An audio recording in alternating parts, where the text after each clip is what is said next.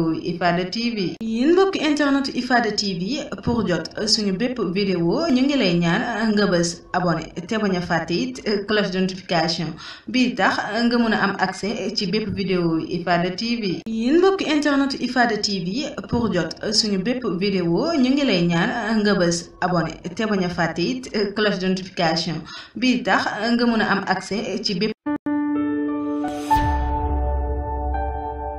salaamaaleykum mbokk téléspectateurs yi mbokk internet yi ñuy seetaan fii nii ci Ifada mu leen ziaraat di leen jox seen wàccuwaay di jiital si nuyoo beeg ziar bi nga xam ne moo fi teewoon maam bi tedd Cheikh Amadou Bamba Khadimu Rasuul monsieur Mountakha Mbacké borom ndekte bi di ko ñaanal gudd fan ak wér gu yaram ba mu yi nga xam ne mbébét na ko liggéeyal ko maam bi tedd ja yàlla doole ko ci ba mu mottali ko mu wat sëkk di dellu ziaraat ki nga xam ne mooy sëñ Cheikh Jëmm Fall xalif général kulu Baye Fall di ko ñaanal it mbébét yi nga xam ne mbébét na ko liggéeyal ko maamam ja yàlla doole ko motal ko mat sëkk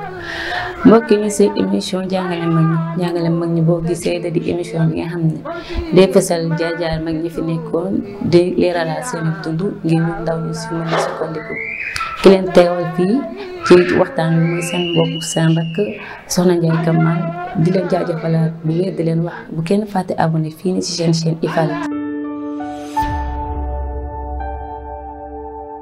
vidéo Ifada TV yéen mbokk internet Ifada TV pour jot suñu bépp vidéo ñu ngi lay ñaan nga bës abonné te bañ a fàtte it cloche de notification bii tax nga mën a am accès ci bépp vidéo Ifada TV yéen mbokk internet Ifada TV pour jot suñu bépp vidéo ñu ngi lay ñaan nga bës abonné te bañ a fàtte it cloche de notification bii tax nga mën a am accès ci bépp vidéo Ifada TV